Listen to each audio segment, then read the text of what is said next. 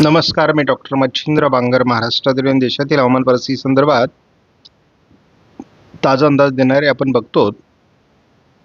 पश्चिमी शाखा जी आहे मान्सूनची ती कमजोर होण्याची शक्यता आहे आणि पूर्व शाखा मात्र तीव्र राहण्याची शक्यता आहे. सध्या मान्सून आस किंवा ट्रफ ही हिमालयाला पॅरलल आहे, त्यामुळे बरीच उत्तरेला ती सरकल्यामुळे आता मध्य भारत पश्चिम भारतातील पाऊस काही प्रमाणात कमी होण्याची शक्यता आहे. गेल्या आठवड्यातील पावसावर केवळ आपण या व्हिडिओमध्ये लक्ष केंद्रित करणार आहोत, कारण आपण रात्रीच्या व्हिडिओमध्ये बाकी सविस्तर माहिती घेतलेली आहे. गेल्या आठवड्यामध्ये कोकणामध्ये विशेष पावसाची नोंद झालेली नाही. केवळ 31% पावसाची घट होती, परंतु 79% पाऊस मध्य महाराष्ट्रामध्ये गेल्या आठवड्यात पडलेला आहे. 141% पाऊस हा मराठवाड्यामध्ये पडलेला आहे आणि विदर्भामध्ये 90%, तर एकूण जवळपास 55% पावसाची नोंद झालेली आहे. म्हणजे याचा अर्थ असा होतो की गेला आठवडा हा दुष्काळातून मुक्त करणारा आठवडा ठरलेला आहे. दुष्काळी भागात विशेष म्हणजे हा पाऊस झालेला आहे. देशातील स्थितीमध्ये बऱ्यापैकी परिवर्तन झाले. 11% पाऊसमान हे आपल्याला भारतामध्ये दिसते आणि म्हणजे 89% पाऊस हा भारतामध्ये नोंदला गेला आहे. त्यामुळे एकूण स्थिती सुधारते आहे. तसं अजून पूर्व राजस्थान, पंजाब, हरियाणा, उत्तर प्रदेश, बिहार, झारखंड, पूर्व मध्य प्रदेश, आंध्र प्रदेश, रायलसीमा, दक्षिण कर्नाटक आणि केरळ, पूर्वेकडील सर्व राज्यात अजूनही दुष्काळी परिस्थिती आहे. आता आपण एकूण जर स्थिती बघितली की 5 ऑगस्टपर्यंत काय होती, तर गेल्या वर्षी मोठ्या पाणी प्रकल्पांमध्ये 79% पाणीसाठा होता. आता तो 80% वर पोहोचला आहे. याचा अर्थ गेल्या वर्षीच्या तुलनेत परिस्थिती सुधारली आहे. मात्र अजूनही अमरावती विभाग आणि छत्रपती संभाजीनगर विभाग या ठिकाणी पाण्याची कमी आहे, तर ती भरून निघणं आवश्यक आहे. मध्यम प्रकल्पांच्या बाबतीत देखील गेल्या वर्षीच्या तुलनेत पाण्याचं प्रमाण कमी दाखवण्यात आलं आहे आणि या ठिकाणी देखील नागपूर, अमरावती आणि छत्रपती संभाजीनगर विभाग हा कमी पावसाचा दाखवण्यात आलेला आहे. लघु प्रकल्पांमध्ये मात्र अजून फारशी सुधारणा झालेली नाही आहे. म्हणजे जे मराठवाडा किंवा विदर्भातील स्थानिक प्रकल्प आहेत या ठिकाणी अजून कमी दिसते. मात्र एकूण सर्वसाधारण पाणी प्रकल्पांचा जर आपण विचार केला तर या ठिकाणी आपल्याला गेल्या वर्षी 71% पाणीसाठा होता आणि आत्ता 70% पाणीसाठा आहे. त्यामुळे आपण गेल्या वर्षीची सरासरी गाठलेली आहे. त्यामुळे आत्तापर्यंतच्या जुलैच्या पावसामुळे एल निनोचा प्रभाव हा पाणीसाठ्यांवर आपल्याला जाणवलेला नाही. एकूण जर आपण विचार केला तर महत्त्वाचे पाणी प्रकल्प बहुतांशी भरलेले आहेत. तो कोयना असेल, मुंबईला पाणी पुरवठा करणारे 7 तलाव असतील, पुण्याला पाणी पुरवठा करणारे सर्व तलाव असतील, कोल्हापूरला पाणी पुरवठा करणारे असतील, कुठल्याही तलावाच्या पाणी क्षेत्राचा विचार केला तर आता सध्या बहुतांश महत्त्वाचे पाणी प्रकल्प हे ओव्हरफ्लो झालेले आहेत. पाणी प्रकल्पांची चिंता ही जी आपल्याला आहे ती लातूर विभागामध्ये अजून पाणीसाठा कमी आहे. त्यानंतर धाराशिव विभागामध्ये पाणीसाठा कमी आहे. नांदेड विभागामध्ये देखील पाणीसाठा कमीच आहे. हिंगोली आणि बीड विभागातही पाणीसाठा कमी आहे. जवळपास यवतमाळमध्ये देखील 57% पाणीसाठा आहे. सांगण्यास तात्पर्य एवढंच आहे की अजून देखील मराठवाड्यातील आणि विदर्भातील काही पाणी प्रकल्प जे महत्त्वाचे आहेत ते भरणं बाकी आहे. सध्या पावसाचं प्रमाण हे पूर्व भारत, उत्तर भारत आणि मध्य भारताचा पूर्व भाग या ठिकाणी वाढलेलं आहे.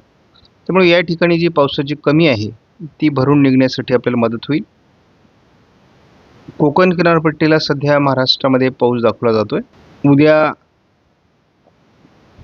7 तारखेला केवळ ढगाळ परिस्थिती आहे महाराष्ट्रामध्ये. कोकणात पावसाच्या दिवसभरात 1-2 सरी होऊ शकतात. ढगाळ परिस्थिती कायम आहे. स्थानिक वातावरणाची शक्यता राहील. विशेष मोठी सिस्टम सध्या भारतात जरी नसली तरी राजस्थानमध्ये आणि झारखंडवर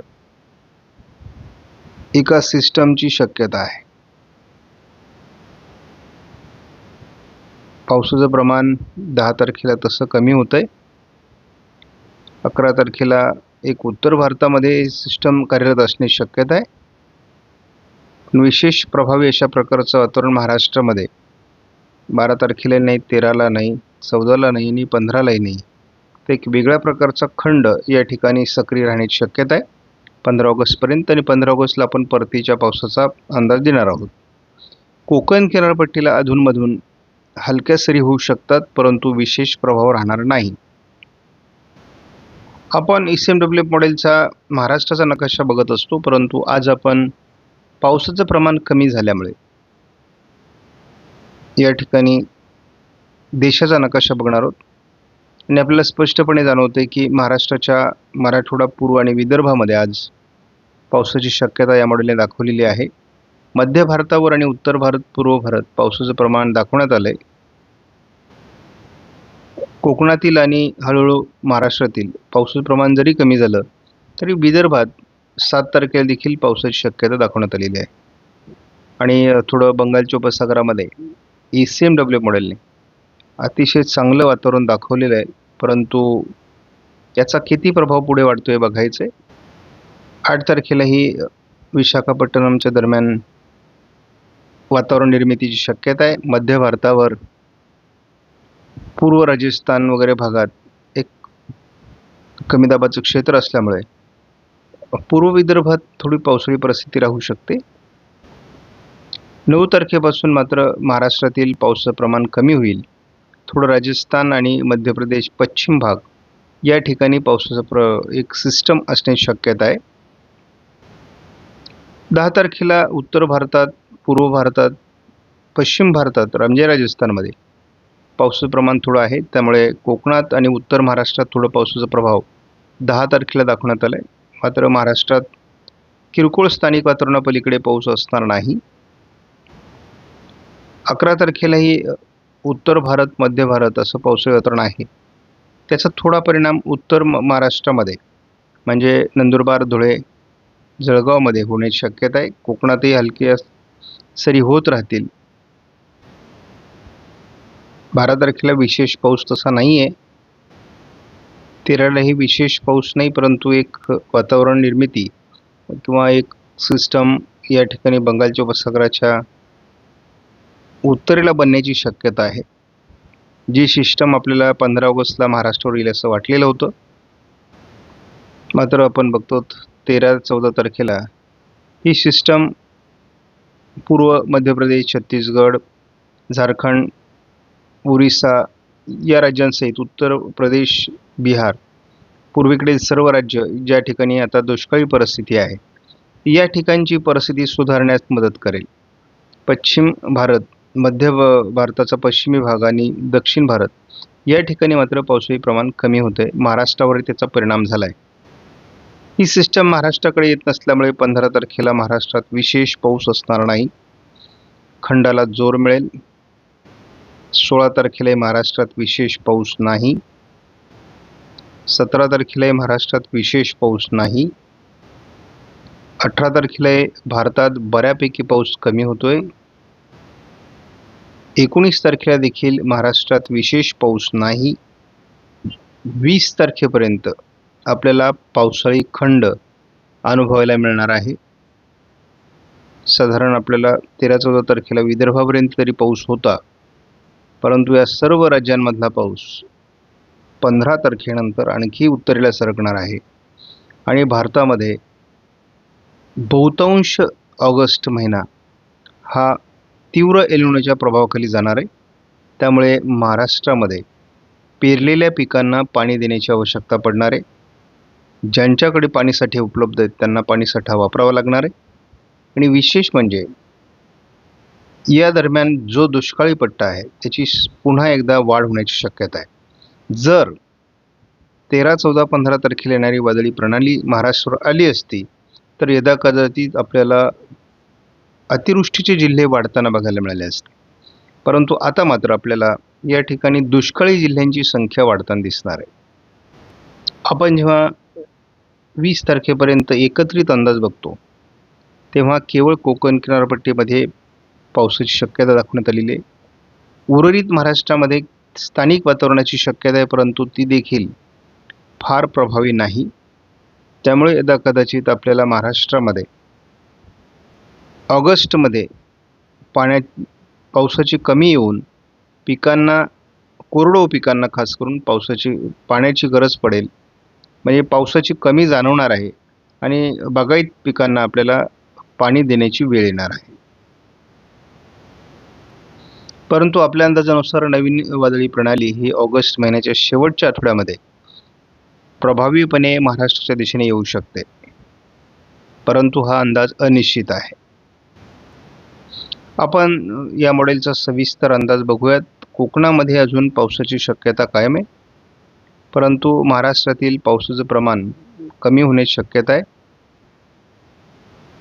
थोडं पश्चिम महाराष्ट्राच्या काही भागात आणि अगदी जळगावपर्यंत पावसाची शक्यता आहे.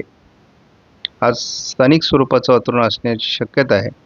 थोडं अकोला अमरावतीपासून वाशिम हिंगोलीपर्यंत आणि यवतमाळ वर्धा म्हणजे विदर्भातील काही जिल्ह्यांमध्ये सुद्धा आज पावसाची शक्यता आहे उशिरापर्यंत, आणि ही शक्यता उद्या देखील आहे.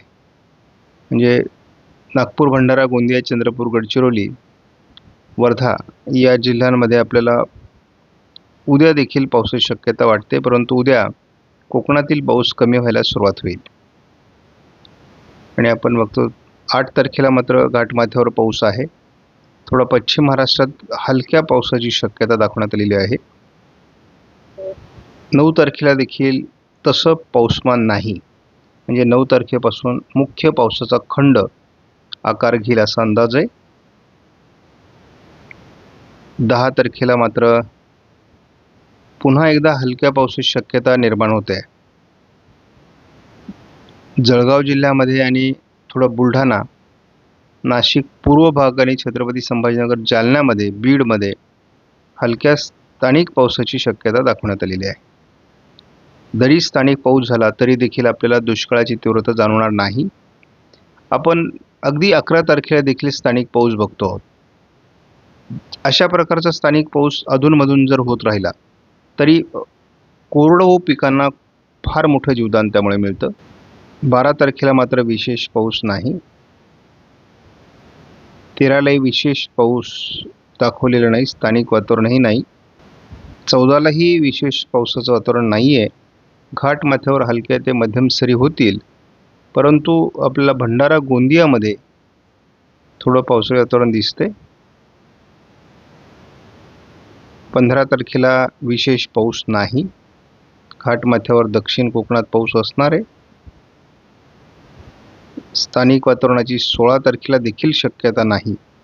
किरकोळ पाऊस काही विभागात होऊ शकतो, कारण ढगाळ परिस्थिती आपल्याला 17ला दिसते. 18ला तसे विशेष वातावरण नाही. 19ला देखील विशेष वातावरण नाही आणि 20लाही विशेष वातावरण नाही. म्हणजे 12 तारखेपासून पुढे मात्र तीव्र खंडाची शक्यता आहे. त्याच्या अगोदर सौम्य खंडाची शक्यता आहे. त्यामुळं आत्तापर्यंत आपल्याला असं वाटत होतं जुलैला भरपूर पाऊस झालेला आहे, त्यामुळे ऑगस्टमध्ये भरपूर पाऊस होईल. परंतु जसं जूनमध्ये पावसाचं प्रमाण कमी राहिलं तसं ऑगस्टमध्ये देखील पावसाचं प्रमाण कमी राहील. दुष्काळी परिस्थिती निवारण झालेली आहे. बऱ्याच जिल्ह्यांमध्ये चांगल्या प्रकारचा पाऊस झालेला आहे. पाणीसाठे मुबलक भरलेले आहेत. त्यामुळे आपल्याला तशी फार मोठी दुष्काळाची तीव्रता जाणवणार नाही. परंतु ज्या जिल्ह्यांमध्ये आता पाऊस कमी झाला आहे त्या जिल्ह्यांना मात्र याची झळ अधिक पोहोचण्याची शक्यता आहे. आणि ज्या जिल्ह्यांना काठावरचे पाऊस आहेत अशा ठिकाणी देखील पिकांना त्याचा फटका बसू शकतो. त्यामुळे ज्यांच्याकडे पाणीसाठे उपलब्ध आहेत त्यांनी पिकांना पाणी देण्याची व्यवस्था करा. ही वेळ निभावा. पुढे सप्टेंबरमध्ये किंवा ऑगस्टच्या शेवटच्या आठवड्यात आपल्याला पुन्हा एकदा चांगल्या पावसाची शक्यता राहणार आहे. त्यामुळे तशी एकूण दुष्काळी परिस्थिती नाही, परंतु उत्पादनातील घट मात्र शक्य आहे. आपणास व्हिडिओमधील माहिती महत्त्वपूर्ण वाटल्यास लाईक करा, शेअर करा, चॅनलला सबस्क्राईब करा. धन्यवाद. जय हिंद, जय महाराष्ट्र, जय बळीराजा.